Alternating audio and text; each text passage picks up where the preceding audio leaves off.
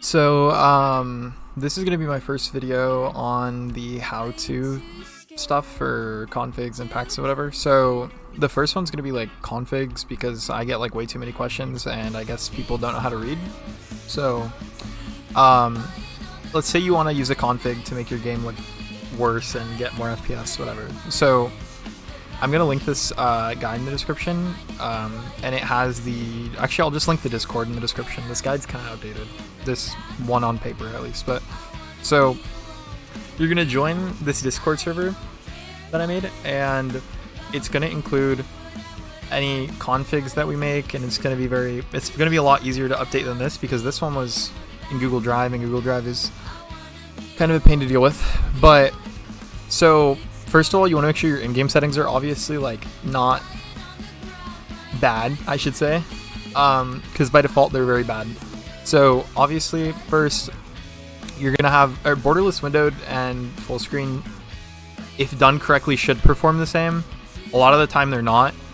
I'll go into that on a different video or sometime, but for me, I use anti-aliasing off with my render scaling at 65%, just because DLSS is too blurry for me, but off and 65% render scale should perform pretty similarly to NVIDIA DLSS on performance. It just looks... I prefer it, really, that's it. And I get a slight performance bump, but also, on NVIDIA DLSS, the sharpening bar doesn't really do anything. Like, you can notice it a little bit, but like, it's not a huge difference on performance. It doesn't really affect it very much. Frame gen, I recommend always having this off. Like, you do not want to use frame gen. Like, it adds way too much input latency. Even if you're at like 1000 FPS, your measured input latency is gonna be, with frame gen that is, then your input latency is gonna be like 5 milliseconds extra on top of what you already have in game. Now, if you're not hitting 1000 FPS, you're hitting like 500, then it's like 10. And the lower and lower you're getting with frame gen, the more latency you're getting from it. And I just don't think it's ever worth using these fake frames. Low latency mode, you want to keep it on usually reflex if you have it. I forgot the AMD version or whatever, but they have the same somewhat technology, so I recommend always using it. Also, there's a bug with some of these configs and mainly packs, where you get less FPS by like 100 if you're not using reflex, so I recommend using it. The FPS cap, if you care about max frame rate, just use no limit most of the time. It depends on if you're GPU bound or CPU bound, meaning your GPU's the thing holding you back, or your CPU's holding you back. So for me, theoretically, to be the most stable, I should cap at my refresh rate because I'm GPU bound, but I get way better. Like, it just, to me personally, it just feels better on no limit, so I just use that. These are both preference. I recommend not setting this super high if you're doing multiple things, because when you tab out, it'll definitely slow your computer down if it's very high. Especially on a lower end computer. Show FPS and network stats, I would just keep them on. I don't see why to have them off, really. VSync inherently is not a bad technology, but a lot of the people that use it in the way it's implemented in real practice is pretty bad usually, so I would keep it off. Language, obviously preference. All these I would just configure to off, low performance for most people. You can offload more work into your GPU by upping it a bit if you are heavily CPU bound, but otherwise I wouldn't really touch any of that. Everything else I believe in settings should be mainly preference, right? I think that's it, really. There's also this new setting that came out with high polling rate. I haven't really tested it to see if it actually affects performance or what it does, but I'm pretty sure it just gives a dedicated render thread to your mouse. So now to actually apply the config, now after you've done that, you want to go to the server that I linked, and you'll go here. Here, and go to config, and I'll update this later because it's not super updated to the most latest stuff, but so you're gonna have different threads. So there's this thread with the Bad Piggies config, and then the ZFruit config. The ZFruit config and Bad Piggies config have a lot of similarities, but small differences, and I recommend, if you're just doing config, I would benchmark them both using, I mean, in-game benchmark is not the most accurate thing, but for a general sense of which is better, it's probably fine.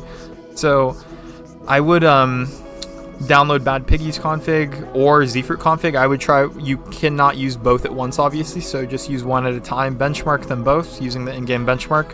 I would do 2 to 3 runs per config, then swap to the other one, see which one gives you better FPS and or feels better, and then choose off that. So for config, you're going to download this. I already have it downloaded. Actually, not zfruit. I have the Bad Piggies downloaded somewhere, so because it performs better for me. So wherever you download it, go to where you download it. I have it stored in here, I think. Yeah. So here, yours would be in your downloads folder or wherever else you download it. So then you're going to hit Windows key and R. Well, okay, first, if you're on Steam, you can just copy the path I put here. And the link to this guide is here in the server at the top. If you're on Steam, you can just use the path I put in here, if it's still here, if I'm not blind. Am I blind? Okay, yeah. So this is the config for Steam. If you're on Epic Games or the Loading Bay launcher, I would hit Windows key R, type %local app data %, hit enter. Click on any of these files and then hit M. You'll see the Marvel folder, saved, config, Windows, and then here there will not be a scalability. And that's where you would, I would just open or copy the file, open another file explorer, go to wherever you have it downloaded. For me, it's in here. Copy it or drag and drop, either is fine. Copy it in here, here. Now, the thing is, if the scalability has a name, for example, let's say this, when I got it, was called Bad Piggies or some shit like that, okay? You want to rename it to like this one, scalability.ini, or else it will not work. The game will not read it if it is not like that. If it has a 1 in it, like that, with parentheses. If it has parentheses, anything like that, you need to delete it and just make it like this one, scalability.ini. So then it will work. That's pretty much it for config. Pack is different, and that will be in a different guide. But what I do recommend before applying this is, and I recommend this whenever you change pack, whenever you change config, anything like that, I would go to the server, and it should be in here at the bottom. Yeah, I just uploaded this. So I uploaded a bat file and display driver uninstaller, and this is normally used for like uninstalling your GPU drivers before you install new ones. But what we're gonna use this for is, if you do not do this before applying your configs or swapping between configs or swapping between packs, there will be issues. There can be issues, I should say, or performance loss, because there are a lot of things in the engine file, or in the pack file, I should say, and kind of config, where it's not so much like you may see the visual difference when you swap over, but there's a lot of things that are being done in the background that may not be reloaded, I should say, and will just be preloaded based off your previous existing startup of the game. So you're gonna find I have mine saved here, I think. So I'm not gonna run this right now, but sorry. So what you're gonna do with this is, wait, do I even have my mic on? Okay, I would have wasted so much time if I didn't. So you're gonna click on this whenever you download it, run it as administrator. It will say to close your game. You need to close your game for this. So close your game, run this as an administrator, and then it will hit I think it says hit any key or whatever, and then it'll say like cleared. And this is for Steam. If it is for anything else, DDU should be good enough, I believe. So run this as admin. It's pretty self-explanatory. It'll say successful. This guide is mainly targeted towards Steam, but it should work similarly on other platforms like Epic Games and Loading Bay. So after that, you want to open the zip, extract it. I am not going to do it because I don't need to.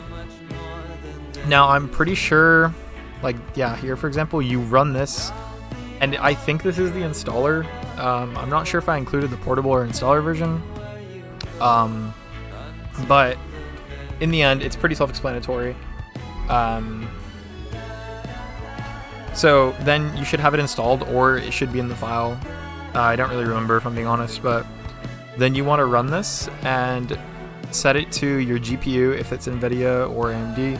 Do not hit any of these, only hit clean shader cache. If you hit the other ones, your driver for your GPU will be uninstalled. So hit clean shader cache only, and it'll say it's trying to make a restore point. And also there is a warning in here about it being not in safe mode. You don't need to be in safe mode for just the shader cache. So that should be good. It'll say restore point being made, whatever. It'll say done, and then you close it, okay? So once that's done, then you should just open your game, and your game will reload all your shaders. So I would recommend doing that anytime you apply a config or a new pack or anything like that. So you should be good now. So that is for the config file. I'm gonna... do I wanna... I gotta think.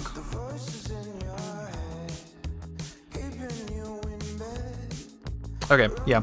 So this is just the video for the config file. I'm gonna make another video for the pack file now. And see you guys.